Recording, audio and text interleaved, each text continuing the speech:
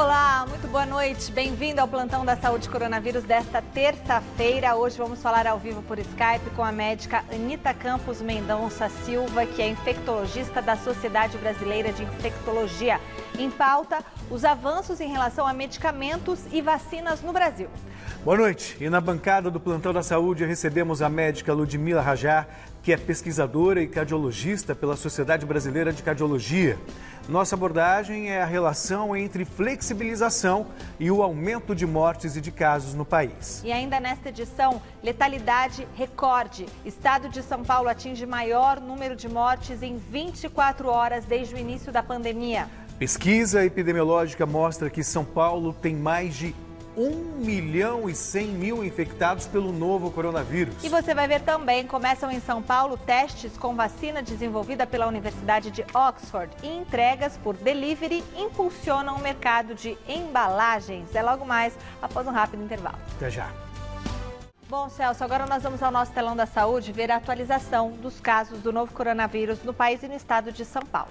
Até a última atualização feita pelo Ministério da Saúde, o Brasil registrava 51.271 óbitos e 1.106.470 casos.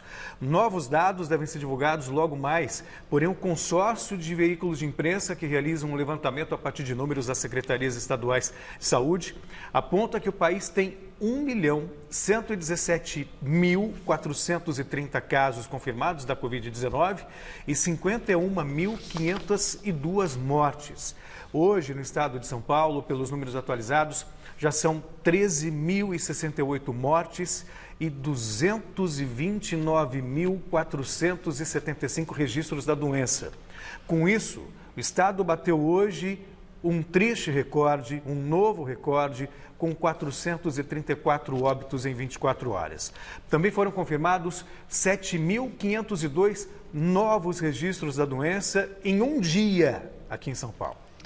Como mostramos agora no telão da saúde, o estado de São Paulo atingiu hoje mais um recorde de mortes pelo novo coronavírus. Relembrando o número que certamente ficará gravado na memória desta pandemia.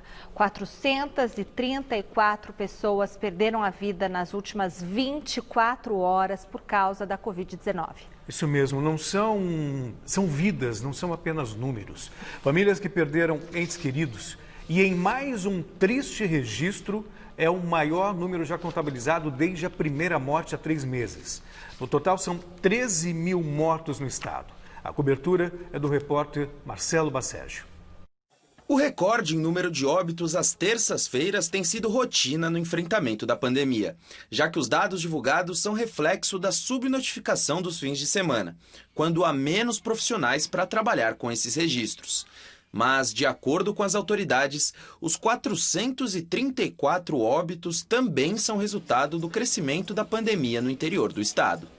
Isso faz com que, mesmo com a redução que a gente tenha na capital, na região metropolitana, o cômputo geral ele continua sendo negativo para aquilo que nós esperamos, para aquilo que nós desejamos, que é a redução desse número de óbitos a nível estadual. Já em relação ao número de novos casos nas últimas 24 horas, 38% são decorrentes de exames sorológicos, ou seja, de pessoas que já tiveram contato com o vírus em algum momento, mas já estão recuperadas e, eventualmente, podem não ter apresentado sintomas. Apesar da alta nos números de casos e óbitos pelo novo coronavírus, o governo defende que o sistema público de saúde não está sobrecarregado graças à aquisição dos milhares de respiradores usados para ampliar os leitos de UTI. É importante destacar que isso não tem pressionado os leitos de UTI. Nós continuamos com uma utilização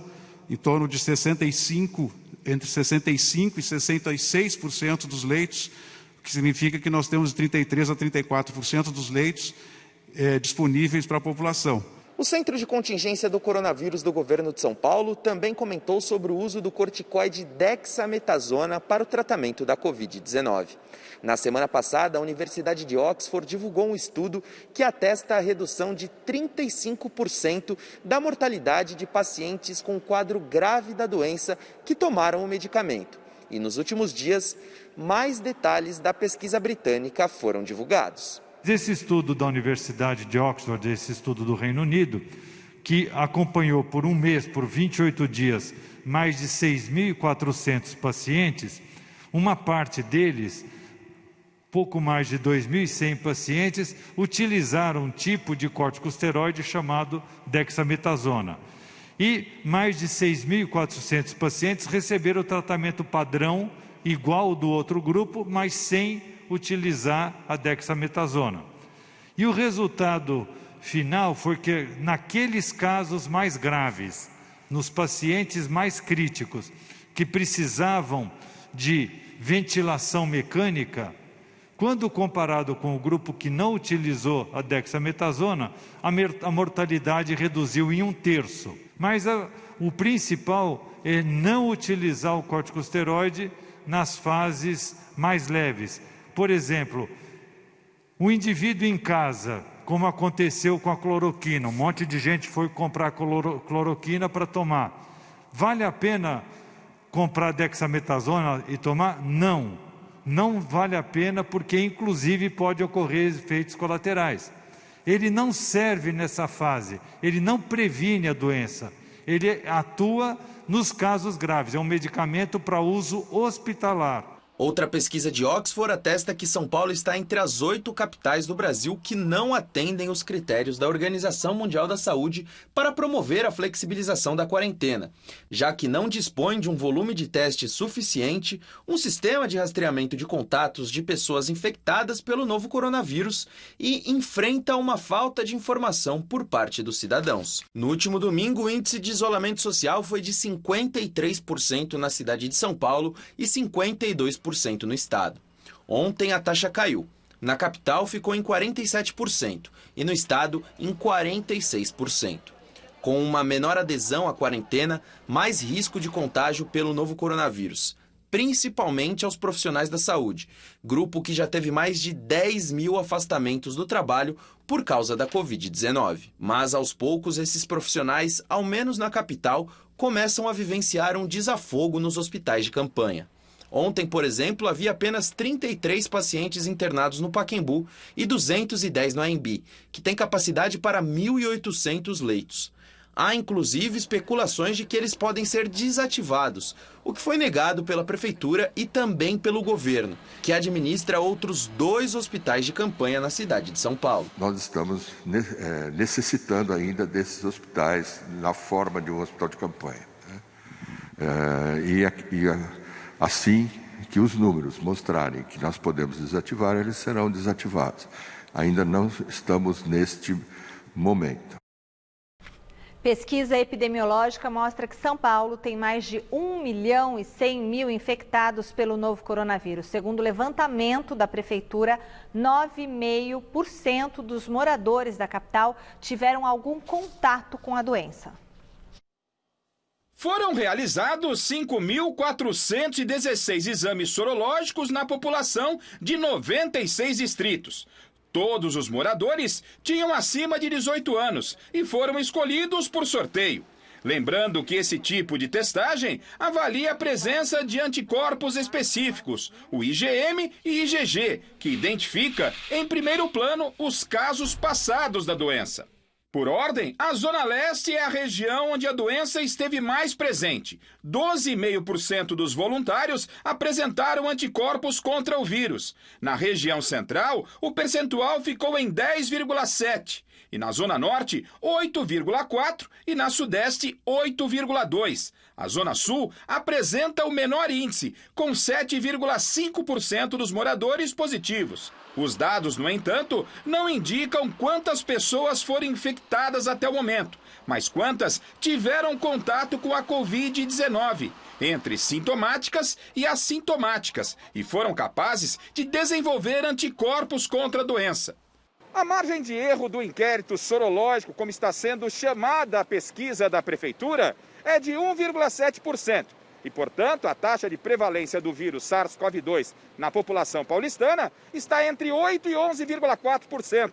Considerando o resultado, 1,16 milhão de paulistanos teriam contraído o vírus. Mas o secretário municipal de saúde, Edson Aparecido, faz um alerta. A detecção de anticorpos não quer dizer que as pessoas estão imunes à doença. Os pesquisadores de todo o mundo ainda não chegaram a uma conclusão sobre qual é a quantidade necessária de anticorpos para que o indivíduo esteja de fato protegido. E nem tampouco se sabe ainda por quanto tempo. Como temos mostrado aqui no Plantão da Saúde, o cenário nas ruas de São Paulo, aqui na região da Paulista, é esse: quase vida normal. Muita gente voltou ao trabalho com a flexibilização. E mesmo com o uso massivo de máscaras, quem precisa sair para retomar a rotina se preocupa. O ônibus que eu venho é lotado. Então a gente usando gel, né, máscara, mas o medo continua. A gente só voltou mesmo porque não tem outra forma, né? Porque se a gente tivesse uma outra forma, a gente não voltaria. Voltou, mas voltou com receio. Claro, tem criança pequena em casa que ainda tem bronquite, então é bem difícil. A gente voltou com receio, mas máscara o dia inteiro, sabe? Eu acho que isso é muito importante. Se todo mundo fizer, a gente consegue voltar mais sem os casos dispararem. Acho que isso que é importante, né? E nós vamos agora a mais informações do repórter Osmar Garrafa, agora ao vivo, diretamente do Hospital de Campanha do Pacaembu. Ele tem atualização da situação por lá e também da ocupação de leitos nos outros hospitais de campanha na cidade. Boa noite, Garrafa. Boa noite. Boa noite, Celso. Boa noite, Michele. Boa noite a todos. E como disse o repórter Marcelo Bacejo, o número aqui no Pacaembu e no AMB vem caindo consideravelmente, né? O maior número de pacientes aqui no estádio do Pacaembu, no Hospital de Campanha, foi de 167 pacientes para 200 leitos. Hoje nós temos 33. E no AMB também se vê um cenário de queda nos dois hospitais administrados pela Prefeitura. A lotação máxima para 1.800 leitos foi, em maio, 601 pacientes. E hoje ela chega na casa de 210 no total. Vamos então à atualização dos hospitais de campanha aqui da cidade de São Paulo, começando aqui com o do Pacaembu, 200 leitos. Ocupados são 33 e os 33 pacientes estão na ala de enfermaria, ninguém na ala de estabilização. 8 altas nas últimas 24 horas, 2 pacientes foram transferidos com casos agravados e nem um óbito. No AMB, nós, de 1.800 leitos não ativados, nós temos ocupados, como disse anteriormente, 210. Desses 210, 196 desses pacientes estão na enfermaria. 14 na estabilização, tivemos 38 altas, 5 pacientes de casos agravados foram transferidos e nenhum óbito. Hospitais administrados pelo governo do estado são 2, o Ibirapuera, de pequena e média complexidade, 268 leitos. Neste momento são 138 pacientes, pouco mais de 50%, com 6 óbitos confirmados no total. E Heliópolis, que atende também casos além de baixa e média complexidade, atende casos de maior gravidade, capacidade para 200 leitos. Neste momento são 128 pacientes, pouco mais também de 50% da ocupação, sendo que desses 128, 22 estão na UTI. E lá, até agora, tivemos 36 óbitos registrados. Celso e Michele. Obrigada, Garrafa. Muito obrigado, Garrafa. O Ministério Público e a Polícia Militar de Minas Gerais cumpriram hoje mandados de busca e apreensão em Minas e no Rio de Janeiro ligados à investigação sobre Fabrício Queiroz, ex-assessor do senador Flávio Bolsonaro, filho do presidente. O objetivo é localizar a mulher de Queiroz, Márcia Oliveira de Aguiar, que está foragida. Vamos ao vivo falar com a repórter Sabrina Pires, que tem mais detalhes sobre essa operação. Boa noite, Sabrina. Oi, Michele, Celso, boa noite a todos. Olha, o que a polícia e também o Ministério Público não sabem responder é onde está a mulher de Queiroz. Hoje eles tentaram encontrar Márcia Oliveira de Aguiar em 4 endereços diferentes, Rio de Janeiro, Minas Gerais, e não conseguiram encontrá-la. Mensagens interceptadas pelos procuradores diziam que se ela tivesse a prisão decretada, ela sairia do Rio de Janeiro e iria para São Paulo. Aqui não teve nenhuma ação da polícia, acompanhada do Ministério Público do Rio, mas eles estiveram em Belo Horizonte, porque lá morava a madrinha de Fabrício Queiroz. Ela morreu há um mês, Dona Penha, e no local moram as primas de Fabrício Queiroz, muito ligadas a Márcia. Não encontraram ninguém. Márcia e Queiroz são acusados de interferir na investigação sobre rachadinha. Rachadinha é aquele processo de devolução de parte do salário de funcionários públicos. E isso teria acontecido, segundo o Ministério Público, no gabinete do então deputado estadual Flávio Bolsonaro, filho do presidente. Hoje ele é senador. Segundo as investigações, mais de 2 milhões de reais teriam sido desviados de salários de funcionários fantasmas. Entre eles, a própria esposa de Fabrício Queiroz, a Márcia Oliveira de Aguiar, que é cabeleireira. Esses 2 milhões de dinheiro devolvido teriam sido usados como lavagem de dinheiro em uma loja de chocolates e também na compra de imóveis. Hoje, a defesa de Márcia entrou na justiça pedindo um habeas corpus. Voltamos ao estúdio. Obrigada, Sabrina. Os restaurantes não fazem parte da fase atual da flexibilização. E para não fechar as portas em definitivo, mais de 50% dos estabelecimentos têm sobrevivido graças ao serviço de entregas. Verdade, Michele, para que os alimentos cheguem fresquinhos e quentinhos aos clientes, as entregas têm ajudado a salvar outro mercado, o de embalagens. Vamos ver na reportagem de José Paes. O papel das embalagens mudou desde o início da pandemia. E eu não estou falando do material, do que ele é feito, mas da importância dele para o nosso atual estilo de vida. Com o aumento dos serviços por delivery, cresceu também a produção no mercado de embalagens. Essa empresa na Zona Leste de São Paulo, especializada em sacolas e caixas de papel, registrou uma alta de 30% nas vendas. Os nossos clientes que já estavam no delivery aumentaram a demanda de embalagens para personalização. As empresas que não atuavam nesse mercado de delivery passaram a atuar. Então, as nossas embalagens padrões também aumentaram a demanda. Segundo dados da Associação Brasileira de Bares e Restaurantes, a Abrazel, 55% dos estabelecimentos do ramo estão trabalhando apenas com entregas em domicílio. O Fernando é sócio de um restaurante na Vila Madalena, na zona oeste de São Paulo. A sobrevivência do negócio dele tem dependido muito do delivery nessa quarentena e passar para uma simples embalagem todo o conceito da loja física não tem sido nada fácil. A identidade visual no produto, eu acho que jamais um delivery de um restaurante tem que ser uma embalagem jogada ou não conversar com aquela identidade, se é que ele tem uma. Né? Se existe uma identidade visual, é extremamente importante o resultado final, acompanhar isso até o final, até chegar na casa do cliente através da sacola, da caixinha, dos cuidados, do bilhete. Então, tudo é muito pessoal. Os restaurantes assim, vazios, têm ajudado bastante o setor das embalagens. De acordo com a Associação Brasileira da Indústria do Plástico, a Abiplast, a procura por itens como esses aqui, não reutilizáveis, dobrou nos últimos 3 meses. Ainda segundo a Abiplast, as embalagens para marmitas feitas de poliestireno, aquele material que parece um isopor, são as mais vendidas hoje em dia. A gente teve 2 momentos esse ano. A gente projetou um crescimento. Quando chegou em março, esse crescimento parou. Em abril aumentou muito, pela corrida aos mercados, né, que o pessoal se estocou, e agora continua crescendo dentro do que a gente previa. O Percy é gerente comercial de uma empresa especializada na fabricação das embalagens de poliestireno e acredita que o plástico vai sair fortalecido desse período de isolamento social. Ultimamente o plástico tem sido um dos vilões do mundo, né? Durante a pandemia houve um retrocesso nessa teoria.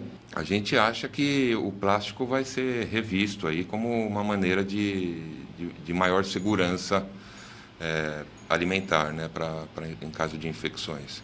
O novo normal é desse jeito, com todo mundo mais distante, sem receber os amigos em casa, mas sim as encomendas feitas pela internet. A impressão que fica é a de que essa crise gerada pelo novo coronavírus ainda vai ter um papel fundamental na vida de muita gente. E a Universidade Federal de São Paulo e a Fundação Lehman confirmaram o início dos testes aqui na capital da vacina Shadox 1 nCoV-19, desenvolvida pela Universidade de Oxford, no Reino Unido.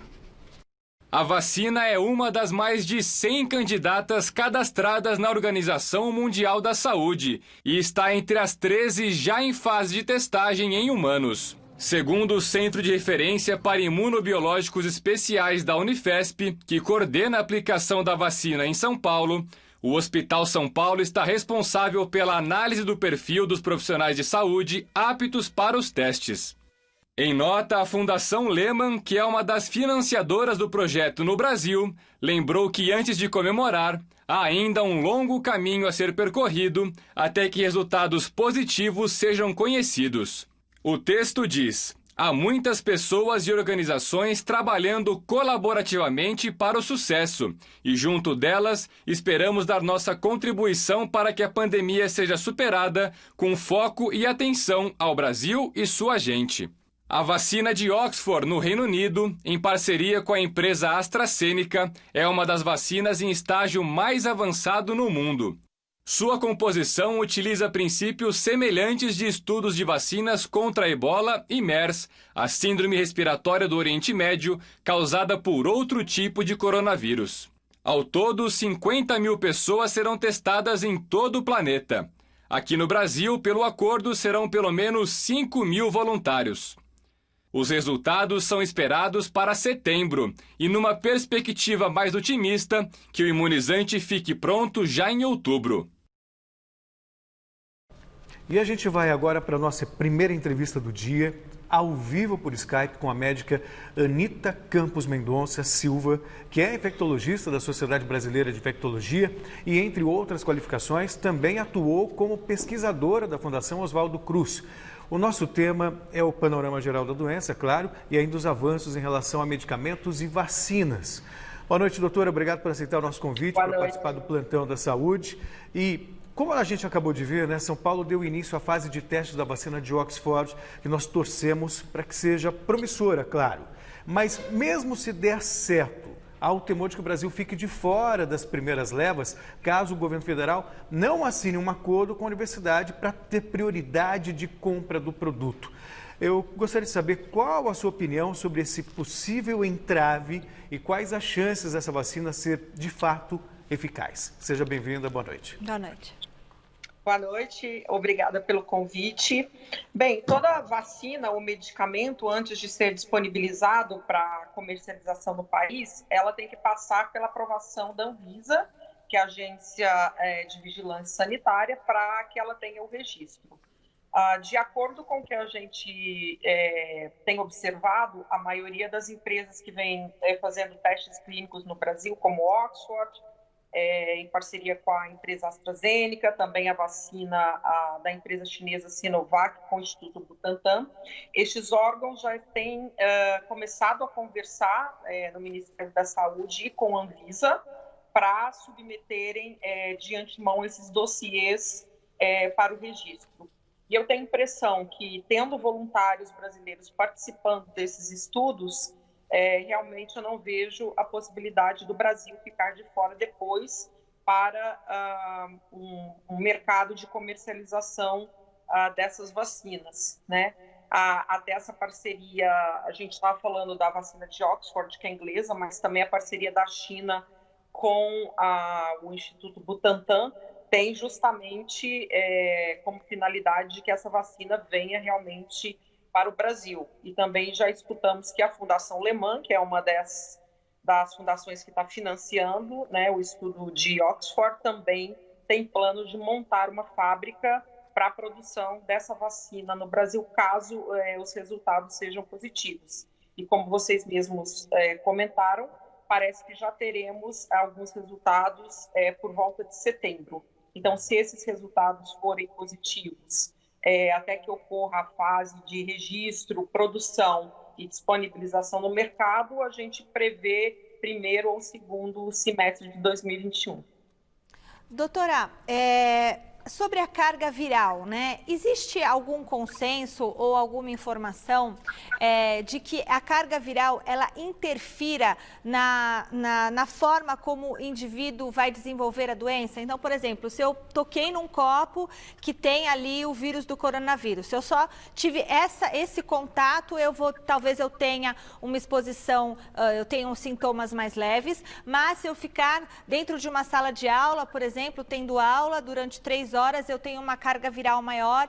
Isso, essa exposição e essa questão, já existe um consenso sobre isso?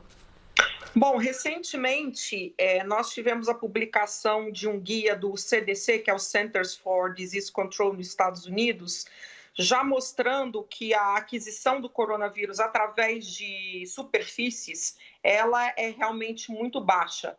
Então, eles até, vamos dizer, relaxaram um pouco os cuidados que a gente tem que ter ao tocar superfícies, não que a gente não tenha que continuar lavando as mãos, higienizando os alimentos, mas já se sabe que o contágio é muito maior quando você tem contato com secreções vindas de espirro, tosse, soluço, bocejo e fala. Por isso, a importância do uso de máscaras. Por quê?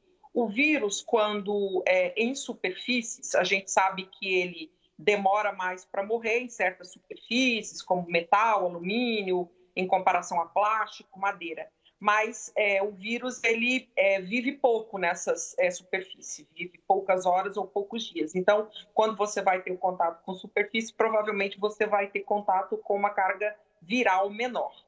Quando, como você mesmo disse, em um ambiente fechado, onde existem pessoas conversando, essas partículas virais, elas podem ficar suspensas em aerosóis por volta aí de 3 horas. Então, mesmo que, por exemplo, uma pessoa tenha espirrado dentro de um ambiente e ela tenha saído e outra pessoa tenha entrado, você pode ainda ter essas partículas nos aerosóis, no ar. Então, por isso, essa via realmente é a principal via de contaminação. Doutora, obviamente, por questões óbvias, a gente está aguardando com muita ansiedade essa vacina. Eu estava lendo a respeito de pesquisadores ingleses que dizem que talvez ela não seja tão eficaz para os idosos. Você tem essa informação e por que ela não seria tão eficaz para os idosos? Bom, os idosos, de forma geral, eles já têm um sistema imune um pouco mais enfraquecido, né, que as pessoas jovens. Então, pode ser que haja essa questão. A gente não poderia afirmar isso agora, porque, por exemplo, o estudo que está sendo feito no Brasil, que vai incluir centros na Unifesp e no Rio de Janeiro, eles vão incluir adultos entre 18 e 55 anos. Né? Não vão ser feitos testes em pessoas acima dessa idade, obviamente, porque a gente ainda não sabe sobre os riscos e a segurança dessa vacina. Então, eu acho que apenas depois que a gente tiver o uso dessa vacina em idosos e a gente conseguir fazer a medição, né, a mensuração dos anticorpos nesses idosos, é que a gente realmente vai poder afirmar. Mas, como eu disse no começo, hoje os idosos são considerados um grupo de risco justamente porque o sistema imunológico deles é um pouco mais enfraquecido. Então, quando eles entram em contato com qualquer patógeno vindo do exterior, eles reagem pior do que as crianças e as pessoas mais jovens. De qualquer maneira, seguindo uma linha de raciocínio, imunizando os mais jovens, especialmente crianças, também há uma margem de segurança para os idosos, mesmo que não tenha tanta eficácia, né, doutora?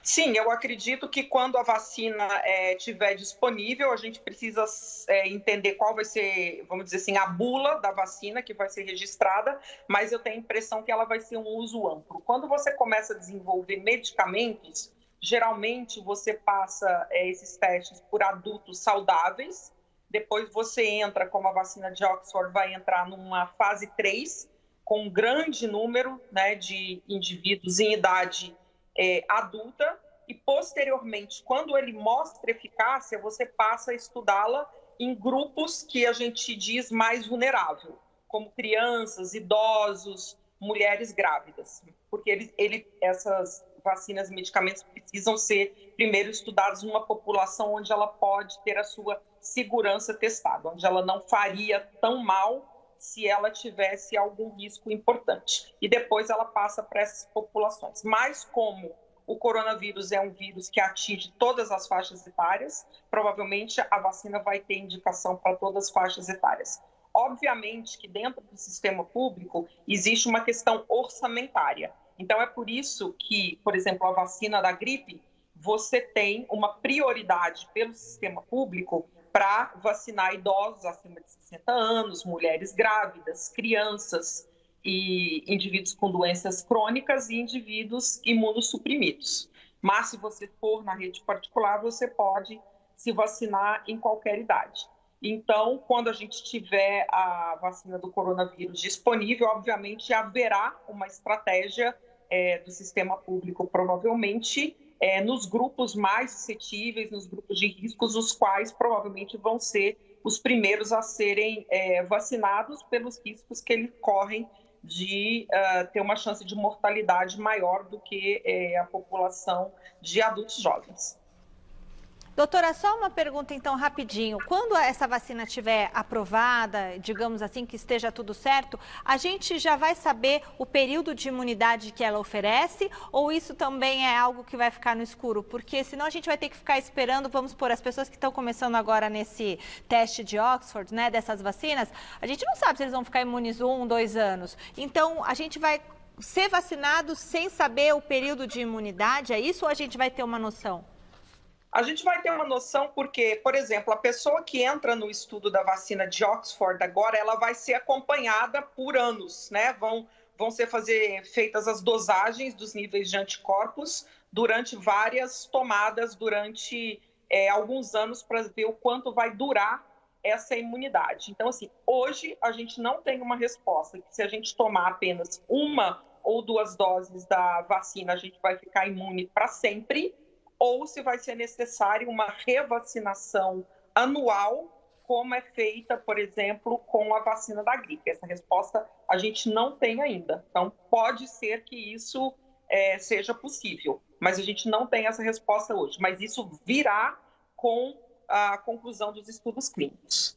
Muito obrigada, doutora Anita Campos Mendonça Silva, infectologista da Sociedade Brasileira de Infectologia e também tem outras qualificações, pesquisadora da Fundação Oswaldo Cruz. Muito obrigada, viu, doutora? Obrigada a vocês. Obrigado pela entrevista. E os festejos juninos, hein, Celso? Foram prejudicados, né, com a pandemia. A festa que eu mais gosto, Celso Cardoso, não deu para curtir. Mas nem por isso deixou de ter festa junina, hein? Em tempos de isolamento e quarentena, não faltou imaginação para quem não abre mão de comemorar a tradição de São João. Pois é, eu vou explicar para que você não ficar tão frustrada. A quadrilha deu lugar às adaptações, como a quermesse drive-thru e o arraiá sem sair de casa. Mas os serviços juninos essenciais foram mantidos. Alegria e muita comida boa. Vamos ver com José Paes.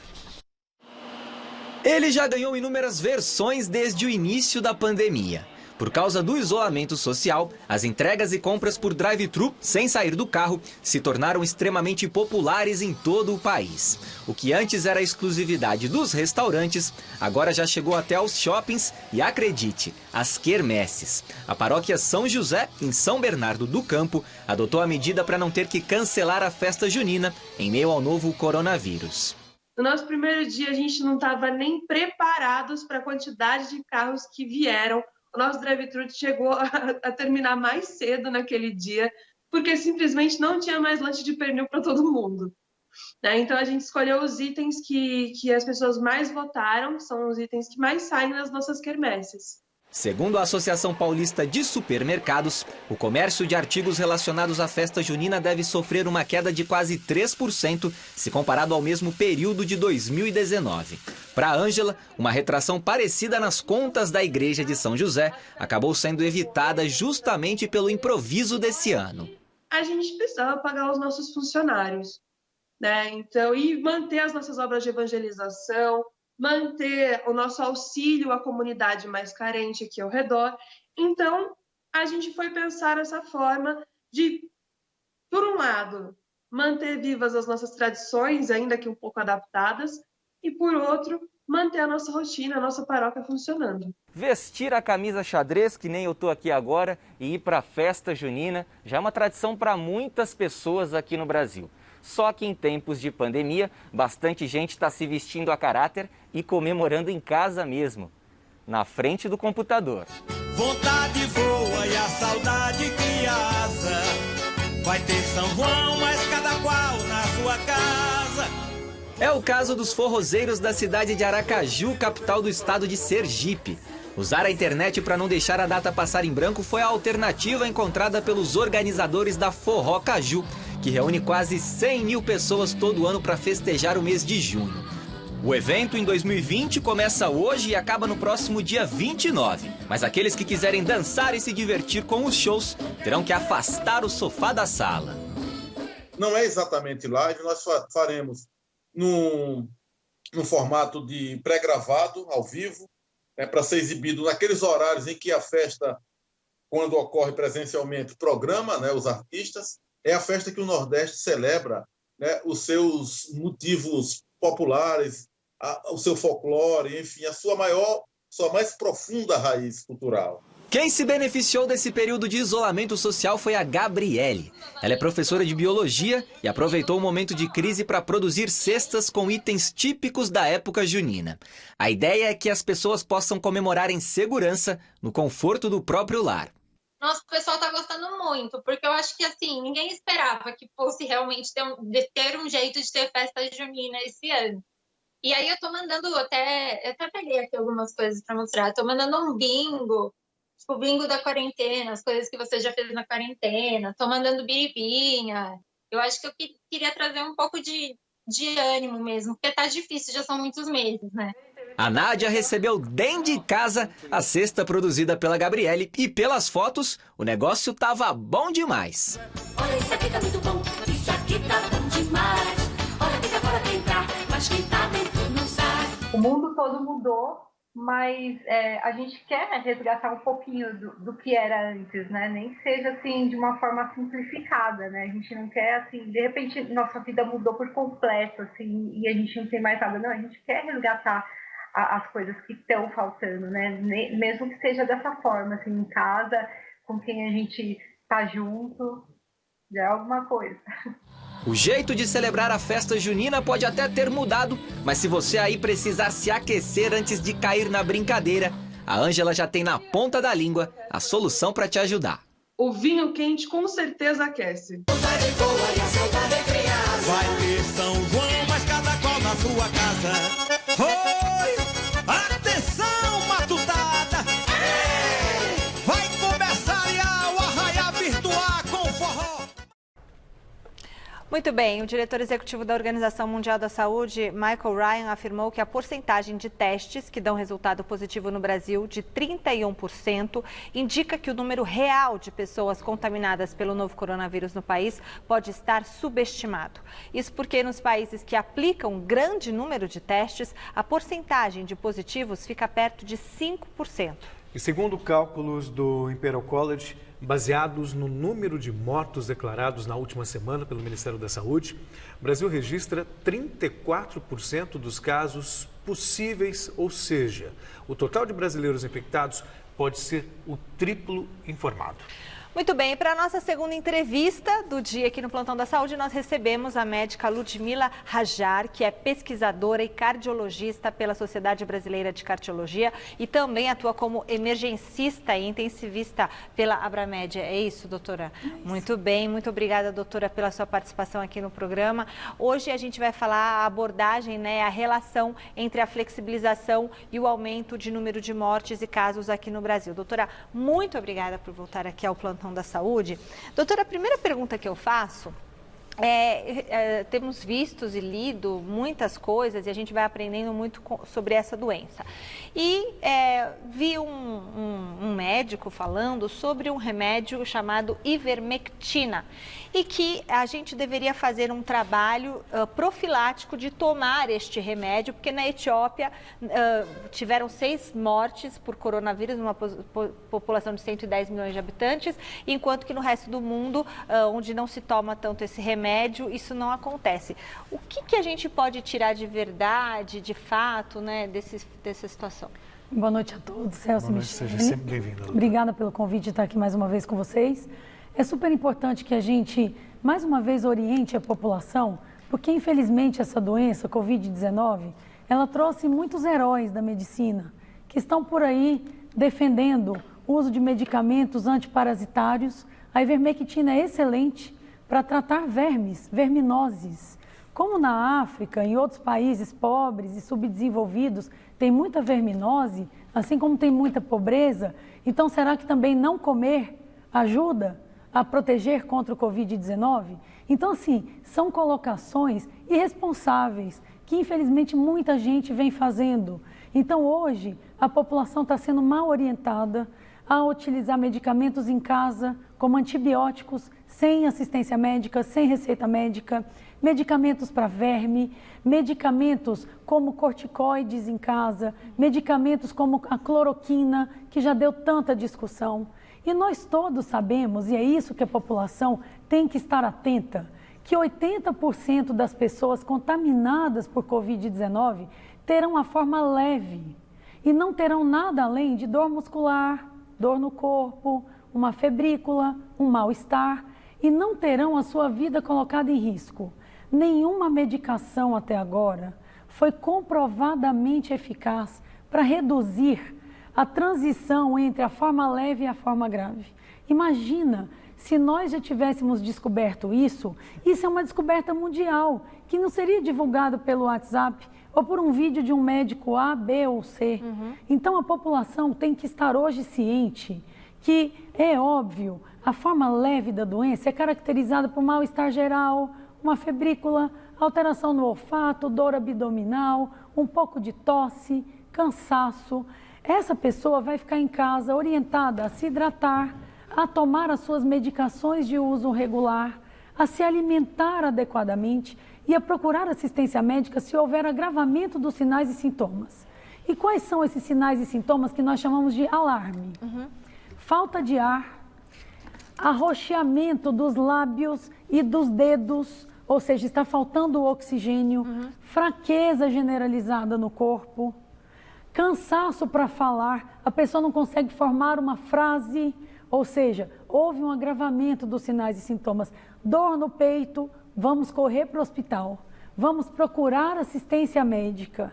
Mas esses medicamentos, cloroquina, hidroxicloroquina, azitromicina, prednisona, ivermectina, anita, eles não auxiliam como prevenção. Vitamina D, zinco, porque já existem kits que estão sendo distribuídos por aí de uma maneira irresponsável.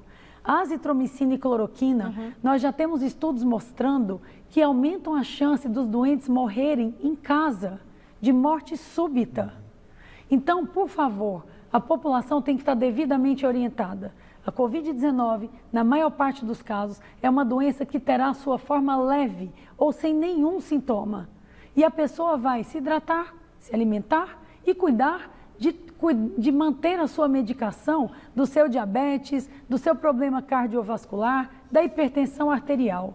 Houve agravamento dos sinais e sintomas, procure assistência médica imediatamente. Tomar antibiótico indevidamente faz um mal, não só para si, como para toda a sociedade. É daí que vem as superbactérias. E aí, quando você realmente tiver infecção, seu sintoma está mascarado e aí não tem mais medicamento para a gente utilizar. Daí só reforça a importância do plantão da saúde em meio a tantas fake news e ouvindo especialistas como a doutora Ludmila. Agora, uma outra questão, 434 mortes em 24 horas. Não precisava ser gênio para prever um recorde de mortos a partir do momento que a flexibilização ocorreu fora de hora. Isso palavra, inclusive, de muitos especialistas, colegas da doutora. Qual a previsão que você faz a partir desses dados com essa reabertura tão prematura, especialmente em São Paulo, que até começou a fazer a lição de casa bem feita, mas depois desandou? Nós, como especialistas, nós estamos muito preocupados com isso, porque o Brasil, de uma maneira geral, ele não atende os critérios adequados e recomendados para submeter a população à flexibilização. Todos nós sabemos que para que a gente faça uma flexibilização responsável, nós deveríamos ter testes em massa e nós deveríamos registrar, nas últimas 2 semanas, um número decrescente de casos novos e um número reduzido de mortes. E nós não estamos adequados em relação a esses quesitos. Então, é claro que se nós não estamos adequados em relação aos pré-requisitos, nós estamos colocando a população em risco.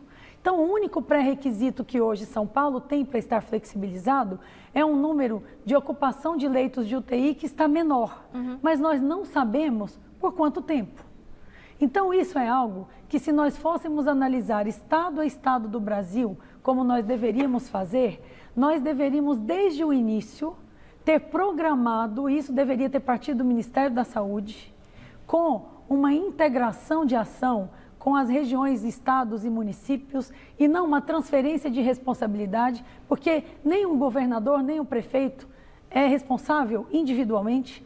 Esse é um problema nacional e essa responsabilização ela deveria ter partido de uma ação integrada e essa integração não houve, mas de uma maneira regionalizada, cada estado, vendo a sua realidade, deveria sim ter investido em métodos, em testes. E aí, de uma maneira responsável, você vai flexibilizando com números em queda, com leitos vazios, com uma capacidade de reação em caso de novas eclosões ou novas recorrências e com testes em massa. Se nós não temos teste, e é possível que a gente entenda que isso tem a ver com uma política inadequada que vem nos acompanhando desde o início, mais uma falta de investimento estruturado, isso tem sido feito muito de uma maneira individualizada. Mas se nós fazemos isso em alguns estados e municípios, nós, de uma maneira transparente e honesta, devemos deixar a população aderindo às recomendações. Se São Paulo, por motivos de pressão socioeconômica, e que não vem o caso, decidiu adotar pela flexibilização nesse momento, a população tem que ter um transporte adequado nas ruas e a população tem que estar, de uma maneira orientada, a utilizar as máscaras e a manter todos os protocolos de higiene. Inclusive distanciamento que a gente não tem visto. No mínimo. Então, o investimento tem que ser em transporte, em distanciamento, em utilização de equipamentos de proteção individual no trabalho, isso é o mínimo.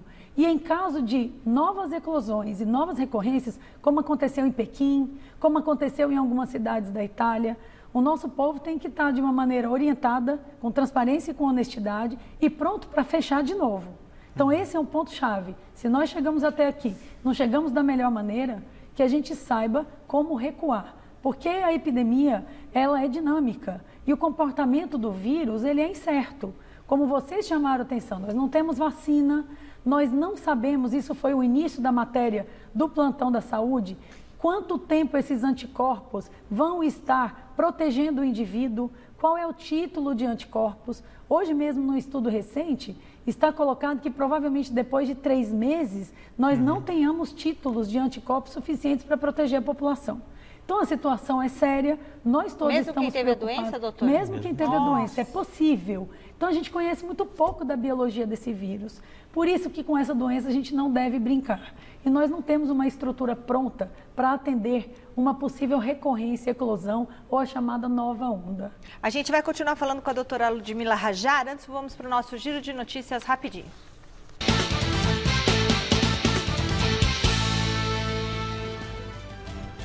Depois de Corinthians e Palmeiras, as outras 2 equipes grandes do estado divulgaram o balanço da primeira bateria de testes para a Covid-19.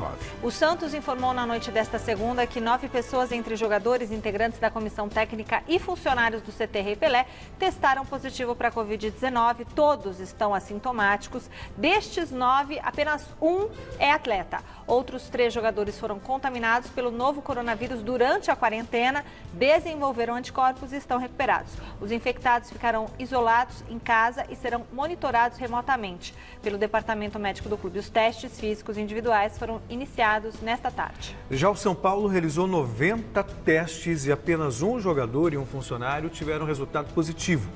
Ambos foram afastados e ficarão em quarentena domiciliar.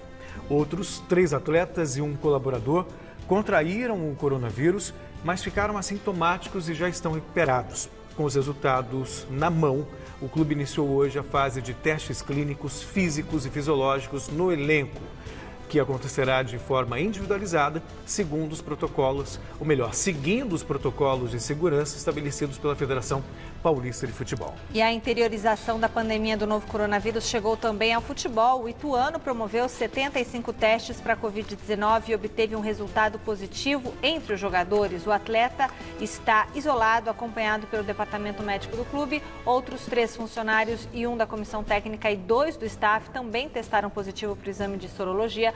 Todos ficaram assintomáticos e já estão 100% recuperados. No Rio de Janeiro, o Fluminense também tem casos positivos para o novo coronavírus. O Clube das Laranjeiras promoveu 191 exames com apenas um resultado inconclusivo entre o elenco. Após o novo teste, foi confirmado que o atleta está com a doença. Além do jogador, que não teve a identidade revelada, 2 funcionários e 2 familiares de atletas também testaram positivo. E surpreendendo absolutamente ninguém, o tenista Sérgio Novak Djokovic publicou nota nesta terça anunciando que ele e a esposa estão com Covid-19. O atual líder do ranking mundial chocou o mundo ao promover um torneio de exibição sem respeitar nenhuma das recomendações para evitar o contágio pelo novo coronavírus. Na primeira etapa do Adria Tour, realizado na semana passada em Belgrado, o público lotou as arquibancadas sem nenhum distanciamento social e quase não foram vistas máscaras de proteção. Em quadra, não faltaram abraços, aglomerações. Já no último domingo, o evento foi cancelado após o búlgaro Grigor Dimitrov testar positivo. Borna Koric e Viktor Troik, também 2 atletas que participaram dos jogos, estão com a doença. Quem sabe agora ele sinta na pele mais um exemplo melhor, de que o bom senso não está à altura do talento. Doutora, muito se fala sobre os testes e a gente sabe que o Brasil não faz testes praticamente. Teríamos que ter, então, por exemplo, já acho que amanhã o governo deve anunciar sobre como vai ser o retorno às aulas. Isso não é um pouco prematuro, falar num momento de 480 e quantas mortes, 84 mortes em 24 horas? Não teria que, por exemplo, ter um teste em massa, então, das crianças? Porque a gente sabe que escolas, eventos com muitas pessoas são locais onde há muita transmissão. O que a senhora pensa disso? Eu acho que esse retorno às aulas, ele vai contra os dados epidemiológicos que a gente está vivendo. Esse é um momento difícil que ainda a maior parte dos estados está vivendo, um aumento do número de mortes, um aumento do número de casos e nós não temos teste. Então é claro que do ponto de vista da ciência, se nós pensássemos de uma maneira unilateral no combate ao Covid-19, não seria o momento de volta às aulas. Acontece que nós estamos vivendo pressões socioeconômicas, pressões que vêm de destinações indiscutíveis e aí, infelizmente, a população fica vulnerável. Agora, na minha opinião, nós estamos em junho. Voltar à aula em julho, agosto, ou voltar à aula em setembro, outubro, 2, 3 meses, prolongando então um pouco esse distanciamento das crianças, porque o risco não são nem as crianças, são as crianças serem portadores assintomáticos e irem para casa e contaminar os idosos e os grupos de risco. Sim. Então, nós não temos teste em massa, muito menos, o Brasil testou 2,5% de sua população. Então, esse é um ponto de fragilidade, que nos coloca ainda num momento mais frágil. Então, são várias medidas que têm sido tomadas no impacto de pressão socioeconômica, de uma sociedade que está realmente sem uma política nacional de saúde, e esse é um fato central. Nós temos uma política central no combate ao coronavírus? Não.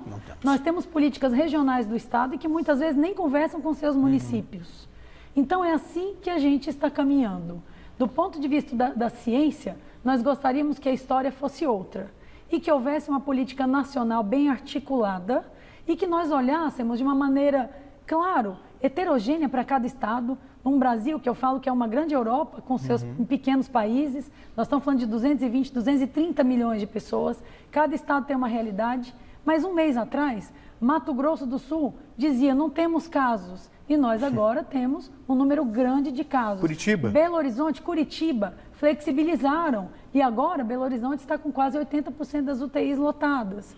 Então, será que realmente é o momento, os números do Brasil, que hoje nós então registramos 1 milhão de casos e possivelmente a gente deva ter 4, 5 milhões? Nossos números são subestimados. Nós falamos em 52 mil mortes, quando a gente espera 200 mil mortes. Nós não temos nem diagnóstico a tempo quando o doente vai a óbito. Então, do ponto de vista da ciência, a gente queria que a história fosse diferente. Em não sendo, porque a política de combate ao coronavírus, infelizmente hoje, ela depende de uma regionalização e de tomadas de decisão que muitas vezes não estão aderidas completamente à orientação científica, cabe à população tomar todas as medidas de prevenção que pode e ter responsabilidade nas suas ações individuais. Doutora Ludmila, queria mais uma vez agradecer muito sua presença no Plantão da Saúde, sempre ela tem muito que voltar, esclarecedora. Felipe. Obrigada a vocês. Tá bom? Muito obrigado Muito obrigada, mesmo. doutora. Foi sensacional, doutora Ludmila, pesquisadora e cardiologista pela SBC. Nós voltamos amanhã com mais informações para vocês. Até lá. Fique agora com o Jornal da Gazeta. Até amanhã.